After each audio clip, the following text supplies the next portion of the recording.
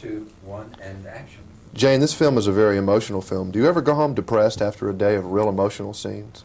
Not anymore. I used to when I first started out, and I didn't have much experience in technique. I'd bring it home with me, but not anymore. You can totally divorce yourself from these things now? Yeah, pretty much.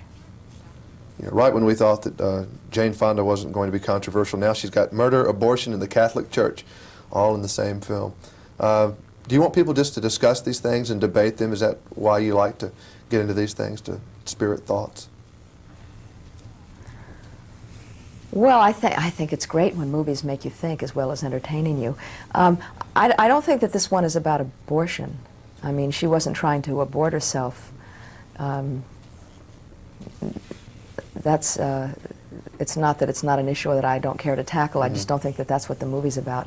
But no, I really wanted to do the movie because, first of all, it's a great mystery. It's a wonderful murder mystery that also happens to be about a real important question. Are there such things as the kinds of mysteries and miracles that can't be explained by science, by the human mind, or not? That's the ultimate conflict between my character and Anne Bancroft's character. And then also, it's just such fun to act. They're big scenes, meaty scenes that you can really get your teeth into. Smoking wasn't a lot of fun, though, for you, was it? Nah, no. I mean, they weren't real cigarettes. I wouldn't have gone back to smoking tobacco, but they were pretty yucky. You had to go to a health food store and get this stuff that all I can remember, I mean, the list of what was in it was about that long, and it included corn silk and mullein and some other kinds of flowers. Oh, they tasted terrible.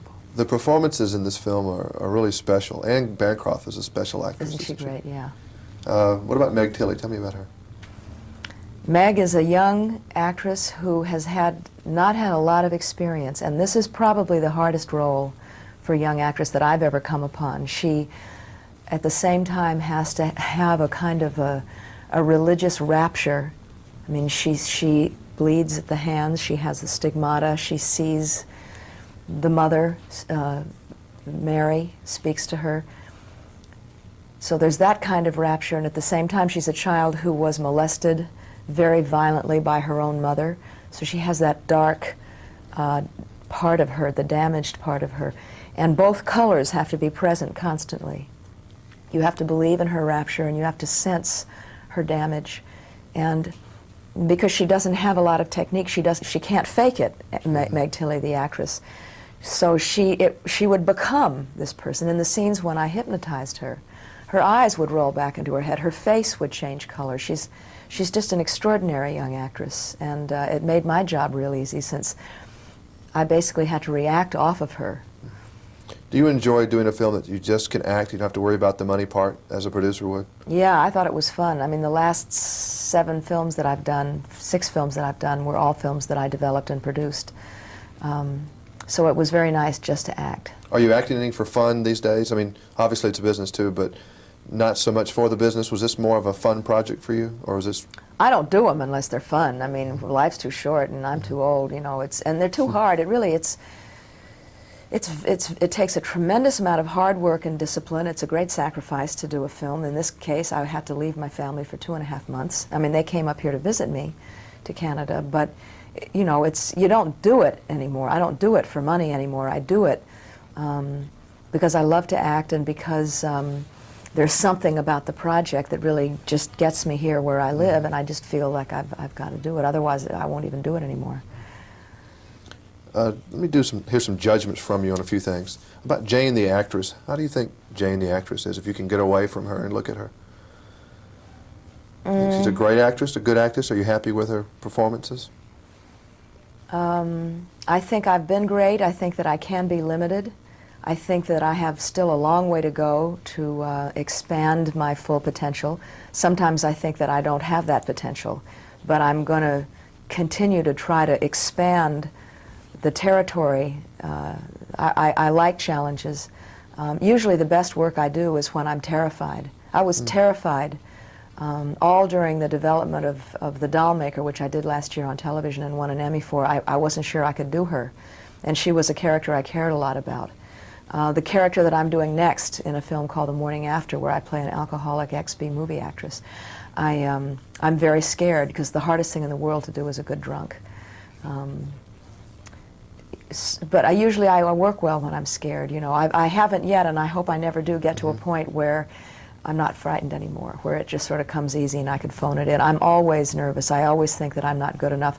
Usually right before I start a movie, I want to say to the director, I think you've made a mistake, you should hire so-and-so. What about comedy?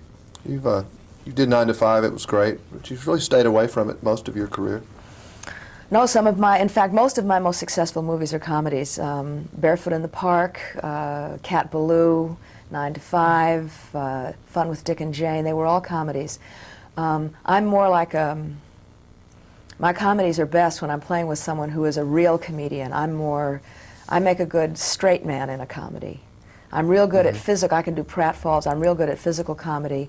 But there's certain kind of comedy that I'm not good at, and so I make sure I team up with someone who can do that stuff, like George Segal, for example. We keep hearing there's going to be another 9 to 5 type movie. Is that ever going to happen?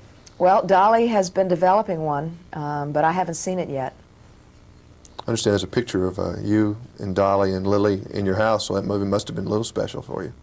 Comedy picture with you cross eyes. Huh? It was a very special movie. It was my idea. The casting was my idea, too. I'm real proud of it. You're considered to be one of the most influential and admired women in the world. Does that role, is that comfortable for you to be admired and a role model for millions of women? Well, you sort of don't go through the day thinking about you know, being as you're admired. sitting on the toilet or something, I'm the most admired woman in the world. No, I don't know what my kids would think about that. I think that when you're famous, you have a responsibility to be a role model. People look up to you, people admire you, they want to ask you questions, they want your autographs, and you know, God knows you get enough. There's a power that comes with that, there's money that comes with it, and the least you can do is try to give something back in the form of being responsible and being a role model, and so it doesn't feel like a weight or a responsibility in a negative sense. I'm proud that I have the opportunity in my life to be a role model. Do you have any bad habits, Jane? I mean, we see you up there as perfect. You know, the physical fitness thing, the actress, you're brave, you go up there and make controversial statements and statements on positions that people feel but they're scared to go up and do. I mean, what's your bad habit? You've got to have one. I'm not going to say it on public television, but I've got a lot of them. I'm lazy, for one thing, believe it or not.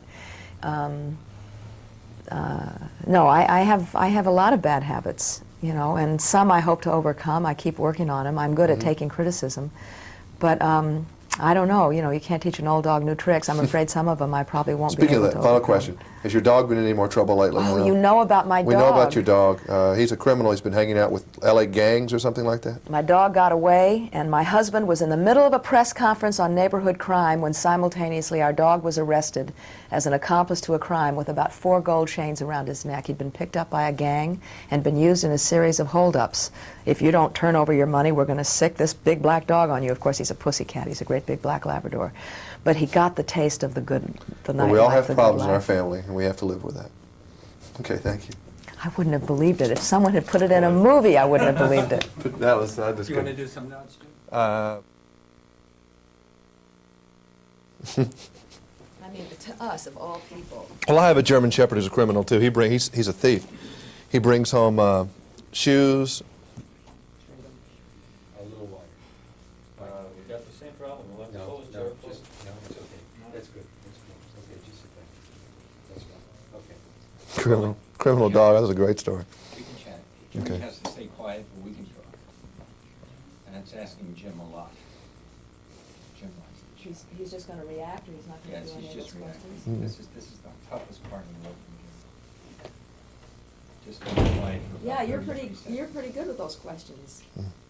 It's funny, you ask questions that nobody else had asked, too, and is that unusual? I hope no one's watching this. I'm a strange person. I do a lot of things that no one else is doing, but that's a... Maybe the name has something to do with it. Are you a Democrat? I'm a nothing. I'm with whoever the best person is. I know you're a Democrat, though. Okay. No, I mean, I just think the name must have. Well.